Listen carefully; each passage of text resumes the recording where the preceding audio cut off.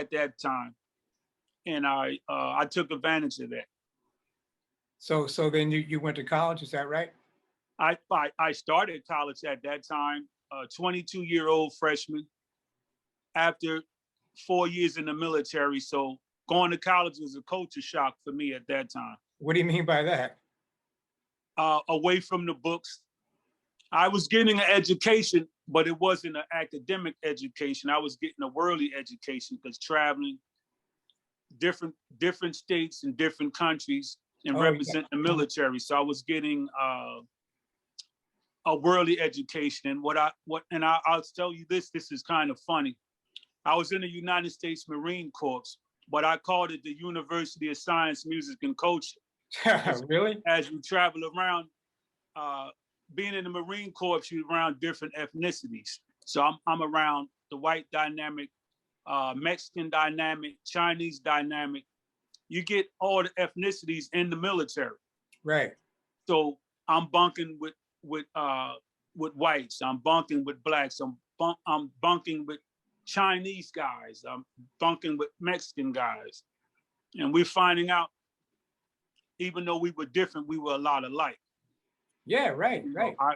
I was singing Frank Zappa songs. I had everybody singing whisper songs. So it's like so you kind of learned different lifestyles of different people, different mentalities. You learn how to. So I learned how to be friends with whites, Mexicans, Japanese, Chinese, whatever the ethnicity was, and they all were there. You learned how to live with them, and you could recognize that even though we are different, we are a lot alike. So now, so you left the military. Now you're at UCLA Northridge? No, I'm at Cal State. Cal State, University of Los Angeles, which is Division II. Oh, it is. I didn't know that. Okay. Yeah, Cal State University of Los Angeles, Division II. The universities, if they say Cal State, that's Division II. When they say University, California, Los Angeles, University of Southern California, that's University of California, Berkeley. So when you say Cal, you're saying it's a state college, so that's Division II. And the universities are Division I. Okay. And then you also, then you had the junior colleges out at the time. Right. So now, what was it like for you at Cal State? As an athlete, it was great. What do you mean? But as a student, well, as an athlete, when I was running track for years, our military team was very successful. So I was known already. And then they were saying, he's not a freshman. I've been running against a lot of the competition for a few years. Right. So it was great for me because, I had, being from New Jersey, I kind of had swag wasn't out. That word wasn't really used. I don't know what it was back then, but I was different. Okay. Being from the East Coast, I had style, the waves in the hair, the baggy slacks, the pointed toe shoes. The fashion was more up to date from the East Coast than it was from the West Coast. The West Coast was Jerry curls at that time, and the East Coast was waves and flat tops, Kango hats, Apple hats. I mean, it was a total different style. Exactly. So how did you like it academically there? Oh, it was rough because I had been out of school. Oh, okay.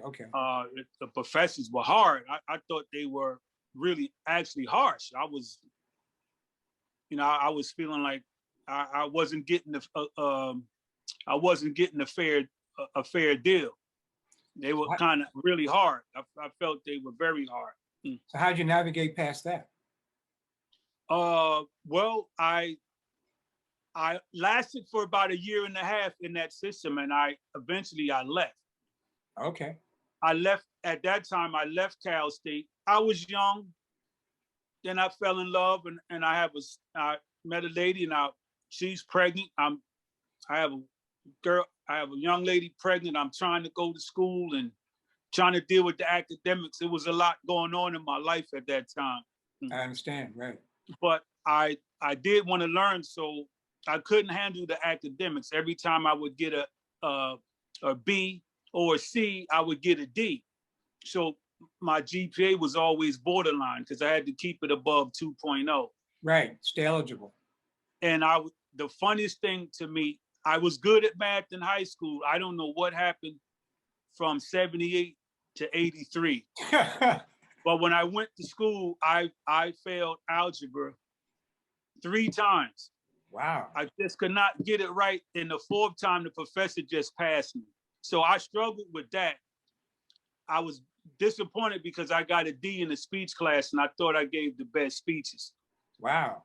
So then that's when I kind of felt that the deck was stacked against me in a sense, because there was people there that couldn't speak English and crying, couldn't even give speeches, and they were getting A's in the class. So I couldn't understand how I could stand up and give a good speech and I'm getting a D. But maybe, I don't, at that time, that was then, but I overcame all of the adversity. So you're pregnant, you have a son, and you stay in California? Yes, I actually stayed in California. Let me get it right.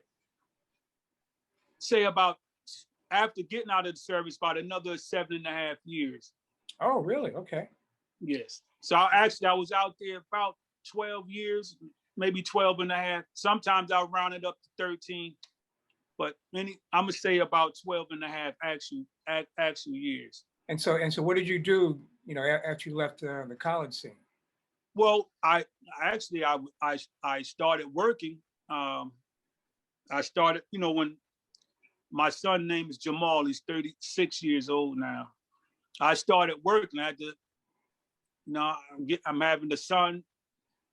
I wasn't running track anymore, so I took a job. So I needed to start working. I went to a junior college. So I started working and going to a junior college, which was a good thing because I was able to pass my classes now. So that kind of worked out. And I was majoring in computers, but I went from computers because I wasn't good in computers, just like now, I'm not good.